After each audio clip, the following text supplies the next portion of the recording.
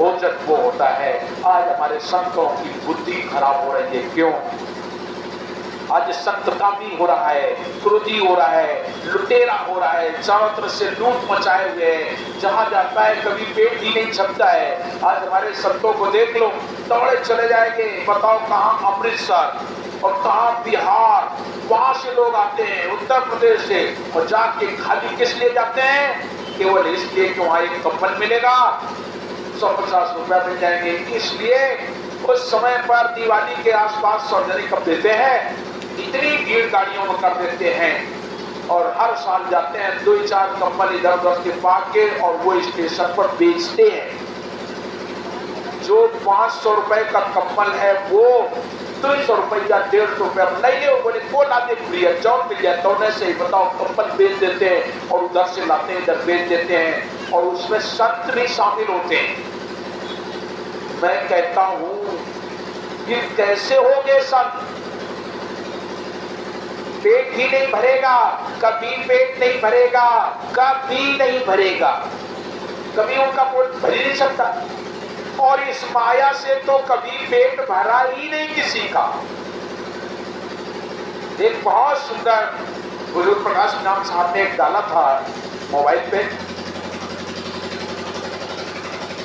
गरीब कहता है कि पैसे वाला सुखी है, गरीब कहता है पैसे वाला सुखी है, और पैसे वाला कहता है राजा सुखी है, और राजा कहता है चक्रवर्ती राजा सुखी है, और चक्रवर्ती राजा कहता है संत सुखी है, और संत कहता है जिसके हृदय में संतोष है वही सुखी है।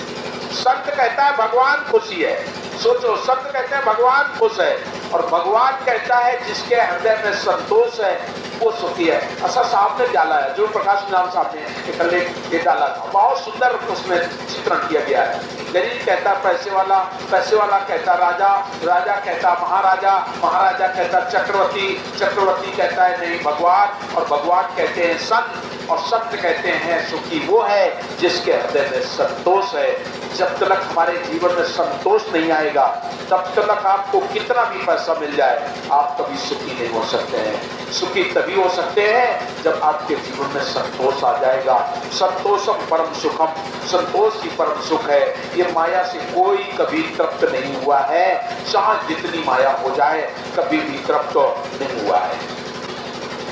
हमारे जीवन में संतोष होना चाहिए, संतोषम परम सुख। तो तप करो, तप का मतलब सत्य परम तपा, सत्य परम तप है।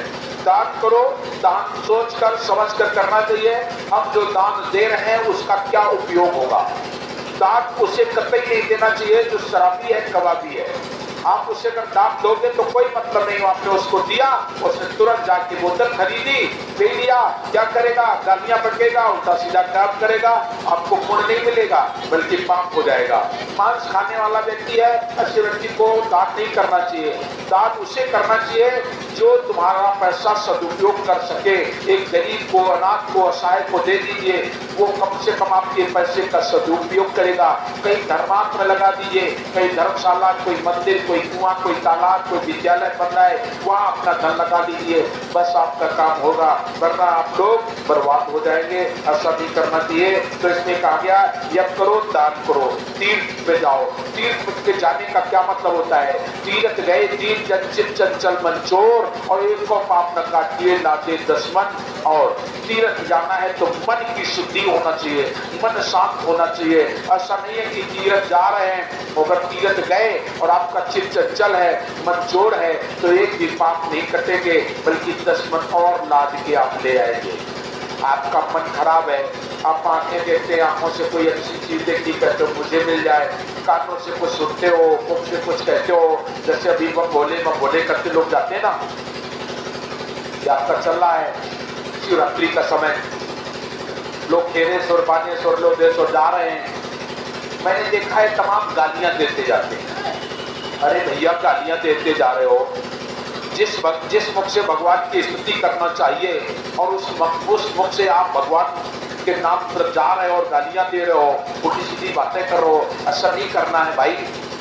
जाना है तो एक एक पग को संभाल के जाना चाहिए। और तीर्थ में जा करके केवल नहाना नहीं होता है, तीर्थ में जाके जल चढ़ाना नहीं होता है। तीर्थ किसका है, उस व्यक्ति के गुणों को सुने, उसकी बातें सुने, उनको सुन के अपने जीवन में धारण करें, तब तो जाना तीर्थ सही है, वरना तीर्थ सही नहीं होगा। तीर्थ गए 3 जन चित चंचल मन चोर, एक को पाप न लाग किए लाते 10 मन और 10 मन लाग के आ जाओगे। तो फिर सुनो, आगे कहते हैं नियम संयम अभयोग यजुर्वेद में कहा गया। तो जब जागरणों ने इसका अर्थ बदल दिया, तब का मतलब मौन, तब का मतलब मौन।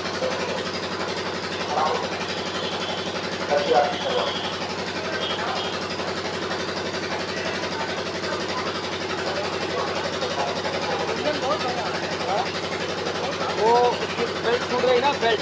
तो प्रिय सज्जनों, तब का मतलब मौन। अन्न आहार छोड़ दो, फलाहार करो, अन्न छोड़ के फलाहार, दूधाधार और धूनी तपो, 84 धूनी तपो। चैत वैशाख जेठ के महीने में अग्नि के द्वारा तप करते हैं लोग, चतुर्मास में जल सहन करते हैं, ठंडी में बलकर वस्त्र धारण करते हैं, ब्रह्मचर्य रह करके कठिन तपस्या करना। 12 वर्ष तक आपको अगर कठोर तप करोगे तो 12 वर्ष तक का तिलकधारी राजा होगा।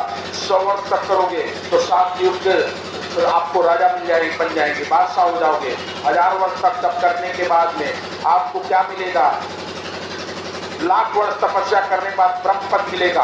करोड़ वर्ष जो लोग तपस्या करते हैं शिव पद, अरब वर्ष करने पर विष्णु पद मिलता है। विश्वामित्र जी लाख वर्ष तपस्या किए थे, ब्रह्म की पदवी की आए।